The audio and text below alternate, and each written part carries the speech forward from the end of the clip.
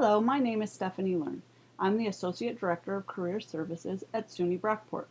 This presentation is an overview of how to write an attention-grabbing resume. We will focus on four major points: formatting, bullet points, applicant tracking systems, and developing your brand. Let's get started. The focus today is going to be on a traditional resume. We will look at a combination of a chronological resume, which lists work history in chronological order, and a functional resume, which focuses on your skills and experience.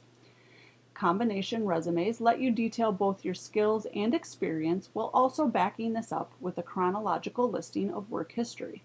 Flexible in nature, the combination resume lets you tailor your content to the prospective job opening while also telling hiring managers a story. The first thing we suggest to applicants is to match your resume to the job you are applying for. What we mean when we say this is use keywords found in the job description and on a company's website. Matching skills, qualities, and values with the use of keywords is important because it's the primary way recruiters source candidates on LinkedIn and in their HR systems. A candidate whose resume doesn't include the exact match keywords will not show up in the search. The job description is the best place to identify the top keywords. Additionally, the research that is involved in this part of the process will also allow you to ensure that the company you are applying to fits your values and is a place you would be happy working at. Let's take a minute to talk about resume formatting. There are a number of things to keep in mind when creating or updating your resume. First, is your resume a template? A template is a pre-made resume that you can download just about anywhere on the internet. With a template, you simply replace the example text with your information. While this is very easy to do, it has some major drawbacks. Templates very often do not allow for editing. What you see is what you get. If you are tech savvy enough to figure out how to change something, it will more often than not lead to disruptions on the rest of the page. This can be extremely frustrating. Templates are also very large in size. This is problematic for the applicant tracking systems that most companies use, as they will eliminate resumes that are too large. We will talk more about this in a bit. Long story short, it's better to create a document from scratch and not use a template. It's also important to make sure that your resume is industry appropriate. As an example, the resume that a teacher creates is going to look very different from that of a graphic designer. It would be appropriate to have a creative, eye-catching resume for a graphic designer. However, it might be an overwrought jumble for somebody applying to education jobs. When it comes to font, I suggest to students that they choose something that will translate on different types of devices, whether this be a phone, computer, or tablet. Because of this, I suggest Times New Roman, a font that has been shown to convert between device types.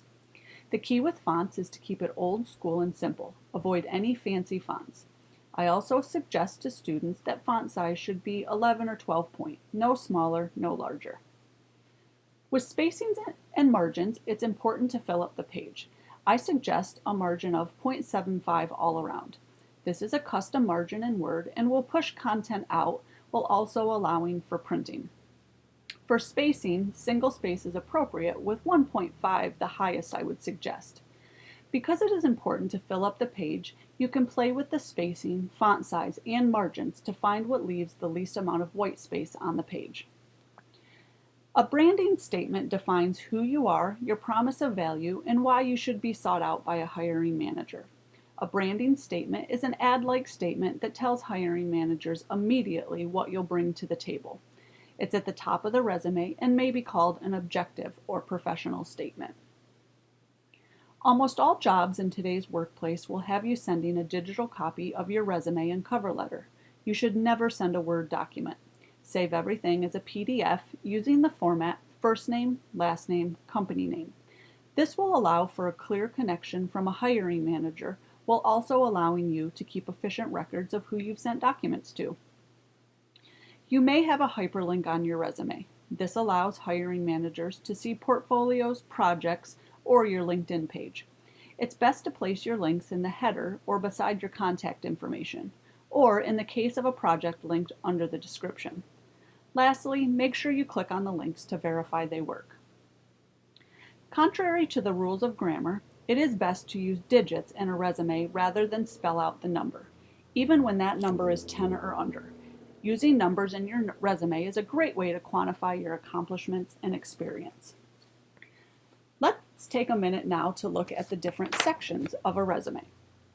Typical sections in a resume should include your contact information, including your name, phone number, a current email, and the city or town where you live. The experience section should include the name of the organization, your title, the location, and time in month and year format you worked there. Under each of these should be bullet points that qualify and quantify your tasks. Your education section should include the name of the institution, in your case, State University of Brockport, and location, Brockport, New York. Additional items to include could be your GPA, as long as it's over 3.0, relevant coursework, higher class levels only, and any honors such as Dean's List. A skills section is a great way to highlight technical and industry-specific skills that you may have. Avoid soft skills like team player or problem solver. For each past or current experience you put on your resume, you should have bullets that describe what you did on the job, how you completed that task, and what impact it may have had on outcomes. Remember that you are telling a story with words. However, bullets should be short and concise. Hiring managers skim your resume bullets, so you want to have the most important information first. Since we know that the eye scans downward, following this rule will increase your odds that these crucial details will be seen. Bullets should quantify and qualify your experience. Sharing range and frequency are great ways to quantify your accomplishments. Additional tips include avoiding weak and passive verbs, staying away from business jargon or cliches, and watching out for tired words or phrases. These faulty word choices can undermine the strength and effectiveness of your resume. Instead, make a point of using powerful action verbs and avoid overusing the same verbs. Make sure that you utilize the space on the page in the most eye-pleasing way and that you are not leaving dangling words or phrases on a page or line. If you are over 2 pages, look to see if you can cut out irrelevant info like multiple positions, short-term jobs, or jobs or experiences over 10 years old. Don't include high school information and never include references upon request at the bottom of the page. Keeping a master resume with all of your accomplishments can help when tailoring your resume. Again, make sure that as you list your bullet points that the most relevant information appears first. Remember that initially someone is only going to spend seconds glancing at your resume. Make sure that what their eyes see is the most important information and is relevant to the position. For example, if you are applying to a school counselor job, make sure that the first bullets under any experience express what you did as a school counselor. Leave the broader bullets for further down the page. An applicant tracking system is software used by companies to help them quickly evaluate potential candidates for any given job. Applicant tracking software automatically scans and processes each job application a company receives and ranks them according to their relevant qualifications. It then produces a short list of qualified candidates to be reviewed by a hiring manager.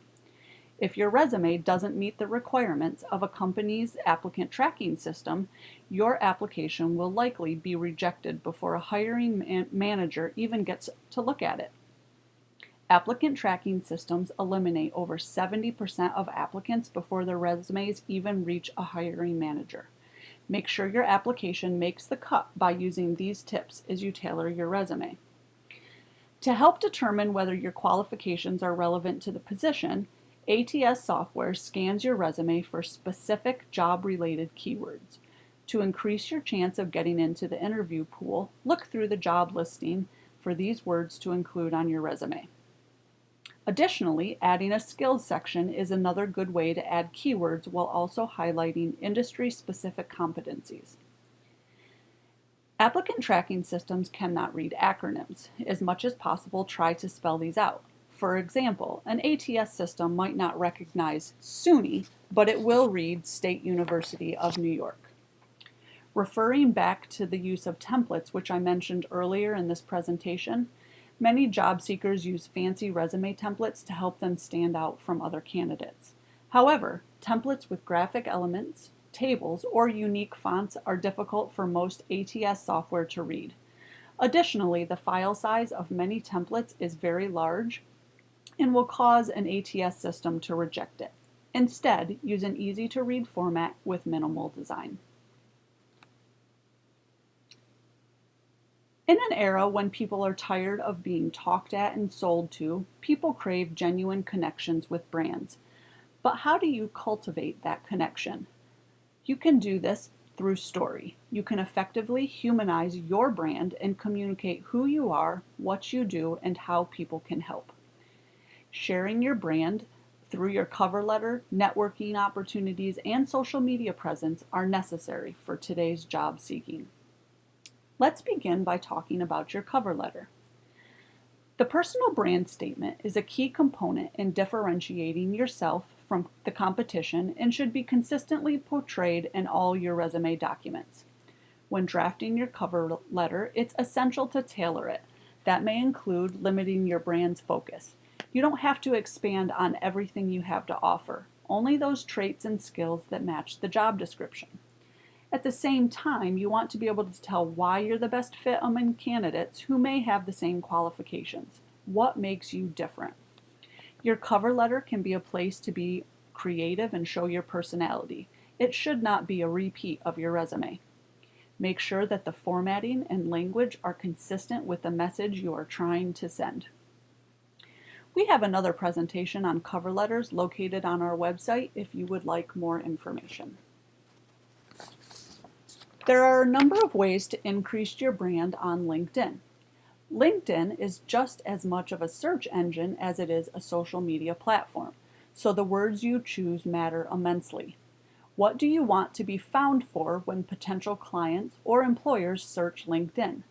Determine those keywords and use them in your headline, job title, summary, and job descriptions. Choosing the right words makes the difference between your profile being found or being invisible. Again, we have additional resources on our website specifically devoted to LinkedIn. If you want to be successful, you need to think of yourself as a personal brand. Like a corporate brand that represents a particular business entity, a personal brand is a manifestation of you on an individual level. Sharing online allows you to craft an online persona that reflects your personal values and professional skills. Even if you only use social media occasionally, the content you create, share, or react to feeds into this public narrative. How you conduct yourself online is now just as important as your behavior offline. Creating a personal brand on social media isn't easy. It requires a lot of thought and research to do successfully. It's not about what you look like or where you live. It's about what you stand for and what people should expect when they see you've posted a new piece of content. Long-term thinking, remember to take note of what's working and not working and adjust as necessary. Remember that your resume will always be a work in progress, just like you. If you would like more information on any of the content discussed today, please contact our office at 585-395-2159 or through email at career@brockport.edu. We are also accepting remote appointments, which can be scheduled through our Handshake account. Our office hours are Monday through Friday, 9 a.m. to 5 p.m. Be sure to check us out on Twitter, Facebook, and Instagram for updates on events and resources.